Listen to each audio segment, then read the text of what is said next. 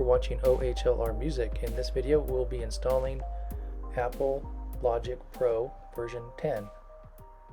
So we'll first go to the App Store, we'll search for Logic Pro. I've already purchased it, so I can just click on the download button, wait for it to download. Now that it's downloaded, I can open it and it'll take me through the setup. Now there's a lot of files that need to download, and these can go in the background. First, you want to select either you're new to Logic Pro or maybe you've used Logic Pro before. It's going to either tailor it for GarageBand or not, depending on if you've used Logic Pro or not. On the back end, Logic Pro uses a lot of the same audio technology that is also used for GarageBand, but they have just presented a much simpler user interface for GarageBand, so it makes for a really nice transition. So there's another download that's taking place, and while that's going, I'll tell you a little bit about Logic Pro and why we like it here at OHLR Music. It's been a great learning tool for us to get started. May not necessarily be the most capable or feature-rich DAW, but it certainly has enough of the clean layout to get accustomed to how to record, mix, sequence music, and there are also some instruments. Now the other reason why it's a good transition is because GarageBand is free, and you can take that in a short space of time. You can learn GarageBand, and then you can apply what you've learned to Logic Pro, and then you simply just enable the advanced features in the Logic Pro preferences to take full advantage of the software.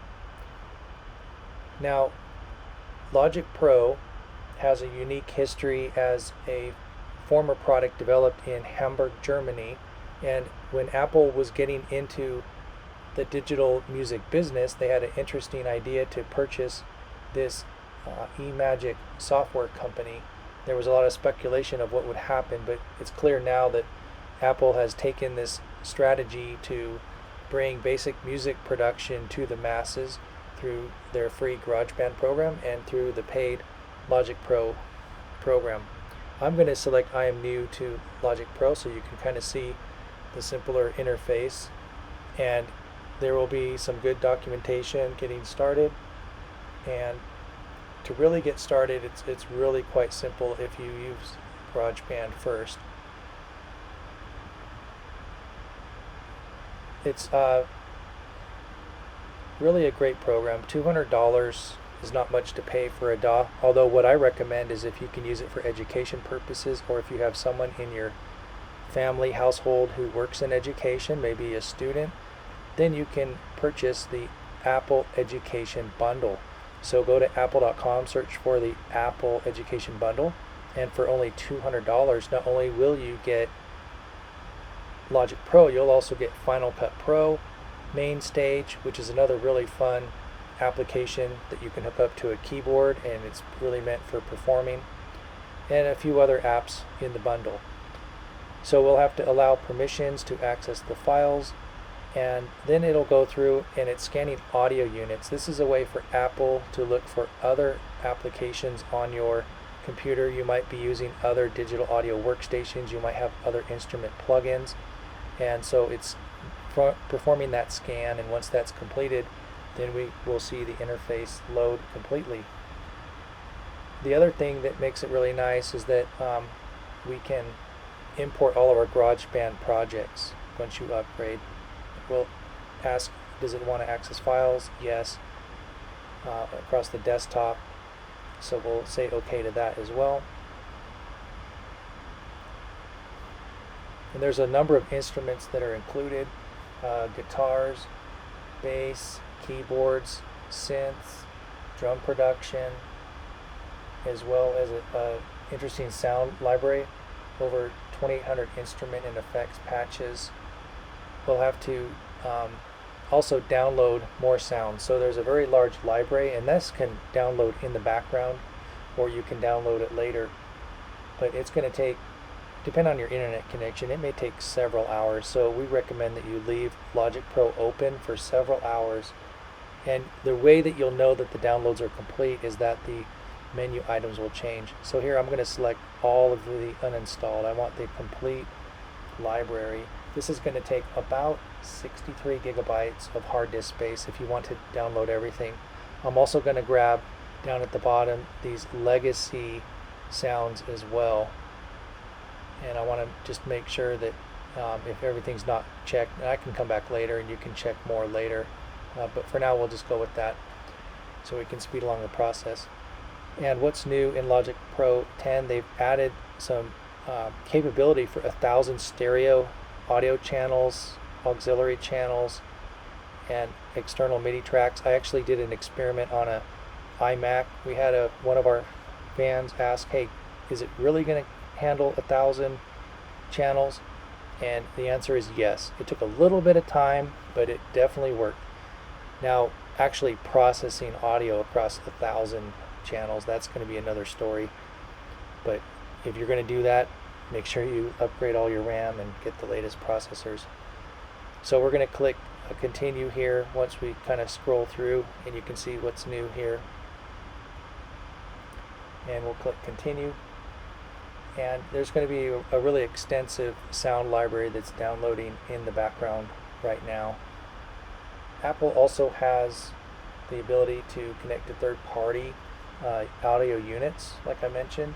One of the things you got to be careful about is in the latest Catalina version of Mac OS, they have dropped support for 32-bit drivers, so it's all completely 64-bit. So you may lose compatibility with some other plugins if you have some of the older 32-bit plugins. So you can start with a new project. You can also begin with a project template. That's going to kind of pre-populate a couple of channels for you. So we'll just go through, and on the project templates we'll select one of these here. Let's go with electronic here. We click on choose, and now we'll let it load for the first time. So it's going to kind of build. Across the left hand side, this is your library. These are different sounds, and they're actually presets to instruments in the background. And then here is kind of your channel lineup. There's a rack there. Here's all of your different channels across the arrangement view on a horizontal view. So the other thing they have are these pre-built drummers, so you can basically select a drummer and it'll kind of build those for you, which is fun for getting started, although by the time you produce your own tracks, you're going to want to create your own beats. Now, if we click on this little roller coaster icon, it looks like an upside down roller coaster. That's actually where all of the loop packs are. So you can load these, and for the first time it took a little bit to load, but now that that's loaded, the blues are audio clips, and then you'll also see drum clips, and then you'll also see in green MIDI. So you do want to understand there's a difference in channel type or instrument type. It's going to either be an audio clip, which is usually a pre-recorded WAV file, or it's going to be MIDI, which is a sequence of instructions. So you're going to either go with one or the other, and you usually don't want to mix the two. So on the left, it looks like they've already pre-populated the instruments that are MIDI instruments. So you'd want to drag over a green loop if you want to use one of those.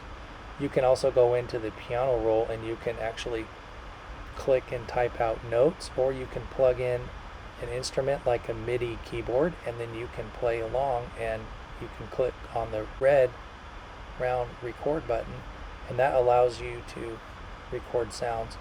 There's a bar here that this represents measures, and 4 beats in a measure. And over here on the left on the library, you can also click on this I button, or the question mark button, and it's going to actually show help tools as you kind of navigate through the interface. I've closed the library now to give me a little more room. You can simply just click on play, or you can also press the space bar, and then you should from there be able to play what you have loaded so far. And then on the toolbar, there's a stop button where you can press the spacebar again to stop, and it'll show you up the top there what key you're in, that it's 4/4 or 4 beats per measure, the BPM or the 128 beats per minute. And I'm pointing now to the drum, and this is an example of how you can kind of tailor the instrument. So you can drag this ball, you can select different presets on the left, and it'll change the sound real time. You can also on the right hand side kind of drag and adjust the percussion, cymbals, kick, adjust the fills and swing. So this is all kind of pre-programmed logic, but it's easy to add a beat track this way. But otherwise you'd want to go ahead and watch one of our other tutorials on how to create your own custom beats. But this is a good way just to get started if you're new, like we are, to music production, just to get the drum beat going. So on the right, we'll need to pick, we can pick audio loops, for example, that are all blue. And the easiest way to do that is you just click and drag it over. And so I'm clicking on this. Now you can also sample these sounds. You click on it, and then at the bottom you'll see this green play button, and that allows you to see if you like the sample or not. And it's best to usually drag a new audio clip to the bottom where it says drag Apple Loops here. And the reason for that is it's going to create its own channel for each audio loop, and then that way it'll correctly label the arrangement instrument correctly so you know what sound it is.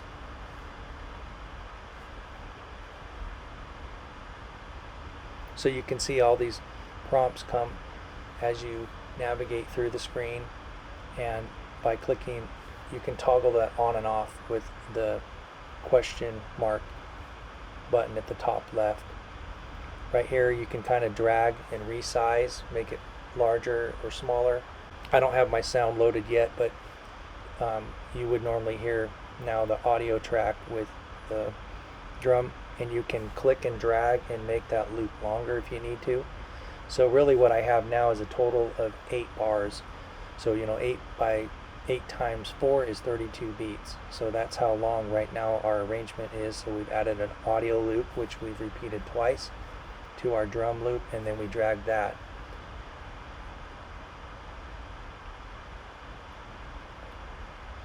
So I'm going to delete that audio clip now, and I can scroll through here and see what other clips. There's one other color. You have blue for audio clips, you have green for MIDI sequences, and then you'll also see the kind of the yellow or gold color, which are drum beats. So we'll take this, and I'm going to drag this over onto an instrument. The reason for that is they've kind of pre-populated in our template these different instruments, and these are all MIDI instruments. So they're going to take a sequence of steps, and that's all this file is. The 80s dance bass synth is just a sequence of instructions that directs the instrument to play. The nice thing with that is you can totally make changes and customize it, where it's a little more difficult to adjust a pre-recorded wave file. But in this case we can change the instrument, we can change the sound, and we can make a lot of changes by using the MIDI instrument. So as you can see too, I can kind of drag and resize the clip. I can also, at the top there, if you click, you can kind of extend that loop, and so now we can repeat the loop. So again, I'm going to play that, and what I'm doing now is I click on the little headphones, and that allows me to sample and hear only the grinding rhythm sound. I'm not playing the drums in this case. So you'll notice there's a little headphone, and that allows you to sample just that one. And that's why the other channels are now flashing as kind of a flashing aqua color, because the other channels are muted. Now we're looking at the piano roll, and it represents looking at a piano kind of sideways, and the keys are labeled. The C keys are labeled, but if you go up through the alphabet, you'll see the other keys, and the blacks are sharps and flats, and the white keys are the whole notes.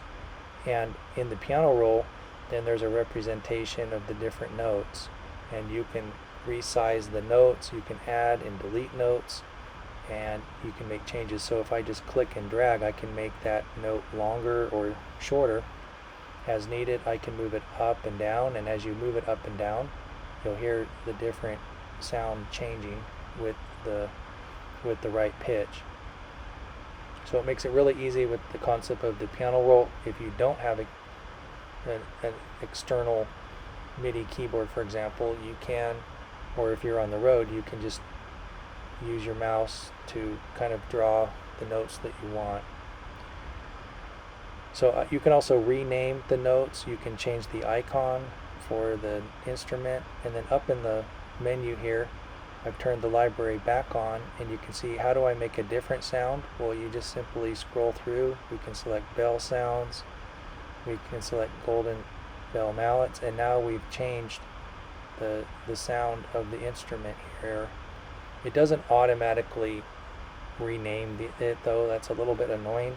So just keep in mind, if you change your instrument, you'll have to go back later and manually rename it. So that's one of the reasons why you want to kind of keep track if you're making a lot of changes, so you don't get mixed up on what the sound is. But you will see in your channel rack, it does show golden bowl mallets in the channel rack, kind of on the left. So now if I'm looking over here on the audio loop, right now there's a lot of different sounds. We can filter the loops as well, by instrument, by genre, by description, and since it's the first time, I still have sounds loading in the library. It probably will take me a couple hours, but it has at least indexed what's available so far. So another thing you can do is go to the About, and that shows your version number. So this is 10.4.8, and then it shows the